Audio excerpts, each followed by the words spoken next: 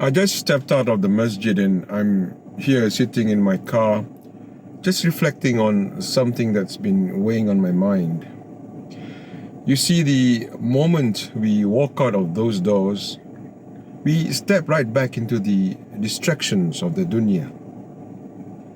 And here in the masjid, our hearts are always calm. We are constantly connected to Allah. We stand before Him in full submission. But once you step out those doors, once we are out here, the moment we step back into the world, we are pulled in 100 different directions: work, deadlines, social media, bills, entertainment, responsibilities. Life just keeps moving. And if we are not careful, our Iman becomes something we practice only inside these walls, instead of something that follows us into every moment of our lives. This is the real reality we live in today in the modern world. We've been conditioned, whether by society, by culture, or by our own habits, to separate our faith from our daily life. To keep Deen in one corner and everything else in another. We pray, we fast, we'll fulfill our obligations.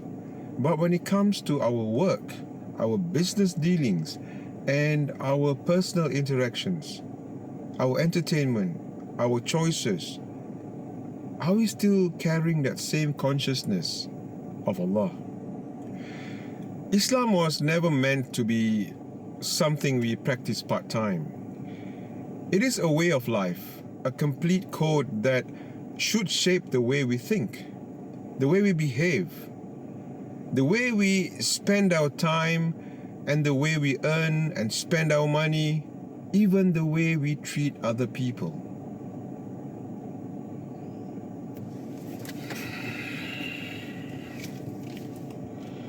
The comforts of modern life can be very much deceiving. They give us the illusion of control, the illusion of we having time. But let me ask you something. What guarantees do we have? We do not control time. We do not even control our next breath. What we have is now, and every moment that passes is a moment we can never take back. Allah warns us about this very thing. Do not be like those who forgot Allah, so He made them forget themselves. Surah Al-Hashr, verse number 19. Forgetting Allah doesn't mean we deny Him outright. It means that we have become heedless, distracted. We push faith to the background while chasing the comforts of this world. But here's the reality. The comfort of this world is temporary.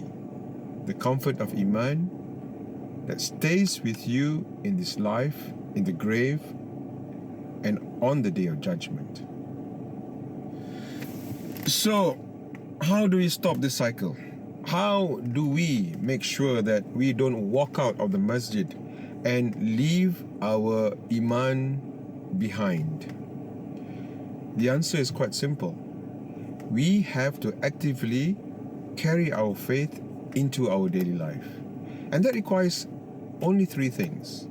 First, awareness, and then intentionality and consistency. When we say awareness, keep checking yourself. Every day, ask yourself, am I making decisions that reflect my faith? Am I remembering Allah in my actions? Or am I just going through the motions? The second thing is have intentions.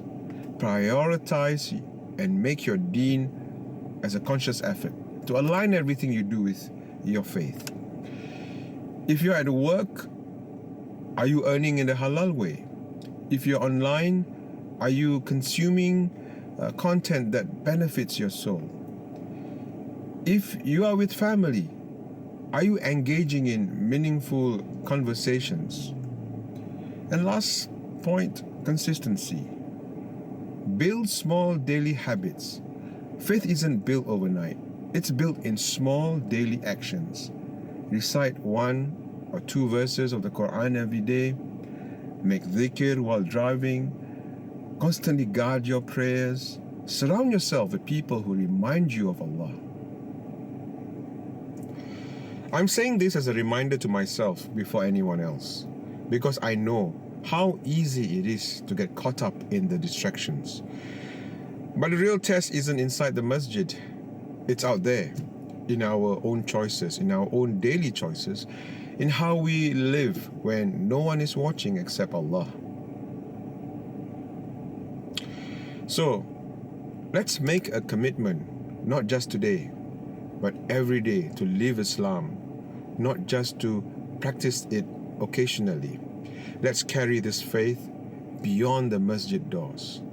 Let's keep our hearts awake, because at the end of the day, what matters isn't how comfortable life is, but how we are prepared for the next one. I leave you with this. May Allah keep our hearts firm upon the truth, protect us from the heedlessness, and allow us to live in a way that pleases Him. Ameen. Ameen Ya Rabbal Alameen.